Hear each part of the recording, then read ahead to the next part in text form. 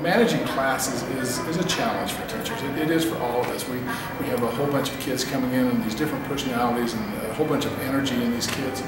And we have to still maintain some control. So we do that by keeping them in straight rows, and we don't let them speak unless they raise their hand and to get permission to speak, and then we allow them to speak. And as I watch my classes, it dawned on me, where in the world does that ever happen? What kind of job am I preparing these kids for where they're going to sit in a row and raise their hand to ask a question? It just doesn't make sense to me.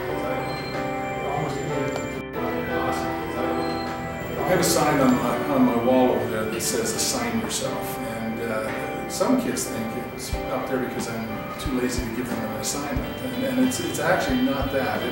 I heard a lecture from a fellow one time who told his story about how his dad had abandoned him, his mom had gone to prison, he was living with his grandmother, and his grandmother made him do an hour's worth of homework every night, whether he had it or not.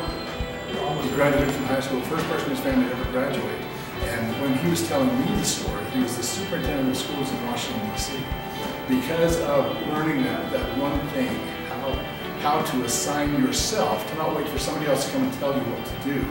He had empowered himself. And so I try to teach that to my students. Assign yourself. If there's something you don't know, that's the time to learn it. Find out what you don't know and then try to learn it. And so I teach them to assign themselves, to find out what they don't know and then go get it. And I think that is the most critical skill I can give kids, is to be responsible for your own education and then do something about it. It's interesting, I do not teach TV so that I can create the next Brian Williams. It is not my job to put somebody on Channel 5 or on Good Morning America. That's not what I'm doing. I'm preparing these kids for life. They're learning how to work together, how to solve problems. They're learning how to think out of the box. They're learning how to be creative. They're learning how to be responsible.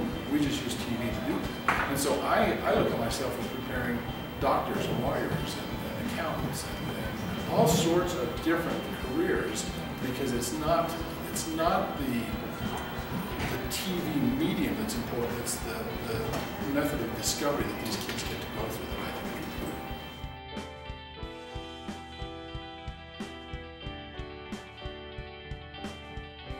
As I sat there and watched that, I thought, I can do that. I can make a difference.